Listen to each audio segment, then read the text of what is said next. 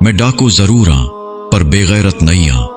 मौलाना मोहम्मद अमीन सफदर उकाड़वी रहमतुल्लाह अलैहि ने अपनी किताब में लिखा, फरमाते हैं, मुझे वहाड़ी के एक गांव से बड़ा मोहब्बत भरा खत लिखा गया कि मौलाना साहब हमारे गांव में आज तक सीरतुन नबी सल्लल्लाहु अलैहि वसल्लम पर बयान नहीं हुआ। हमारा बहुत दिल करता है आप हमें वक्त अनायत फरमा दें, हम तैयारी कर लेंगे।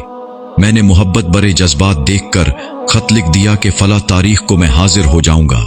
दिए गए वक्त पर मैं फकीर ट्रेन पर से उतर कर टांगे पर बैठकर गांव पहुंच गया तो आगे मेजबानों ने मुझे हदिया पेश करके कहा, मौलाना साहब आप जा सकते हैं, हम बयान नहीं करवाना चाहते। वजह पूछी तो बताया कि हमारे गांव में 90% कादियानी हैं। वो हमें धमकियां देते हैं कि ना तो तुम्हारी इज्जतें, न माल, न घर बार महफूज रहेंगे। अगर सीरतुन नबी सल्लल्लाहु अलैहि वसल्लम पर बयान करवाया तो मौलाना साहब हम कमजोर हैं, गरीब हैं, तादाद में भी कम हैं, इसलिए हम नहीं कर सकते।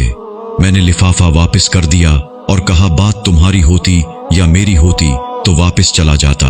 बात मदीने वाले आका सल्लल्लाहु अलैहि वसल्लम की इज्जत की आ गई है, अब बयान होगा, जरूर होगा। वो घबरा गए कि हजरत आप तो चले जाएंगे, मसला तो हमारे लिए होगा। मैंने कहा, इस गांव के आसपास कोई डंडे वाला यानी बासर या गुंडा है। उन्होंने बताया कि गांव से कुछ दूर नूरा डाकू रहता है, पूरा इलाका उससे डरता है। मैंने कहा, चलो मुझे ले चलो नूरे के पास। जब हम नूरे के डेरे पर पहुंचे, देखकर नूरा बोला, अज खैर है, मौलवी कीवे आ गए ने। मैंने कहा कि बात हुजूर सल्लल्लाहु अलैहि वसल्लम की इज्जत की आ गई है, तुम कुछ करोगे। मेरी बात सुनकर नूरा बिजली की तरह खड़ा हुआ और बोला, मैं डाकू जरूर आं पर बेगैरत नहीं आं। वो हमें लेकर चल निकला। मस्जिद में 3 घंटे बयान किया मैंने और नूरा डट कर खड़ा रहा।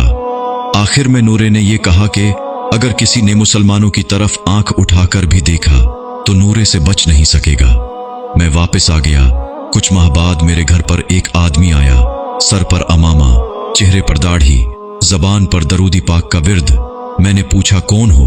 वो रोकर बोला, मौलाना मैं नूरा डाकू आं। जब उस दिन मैं वापस घर को लौटा, जाकर सो गया।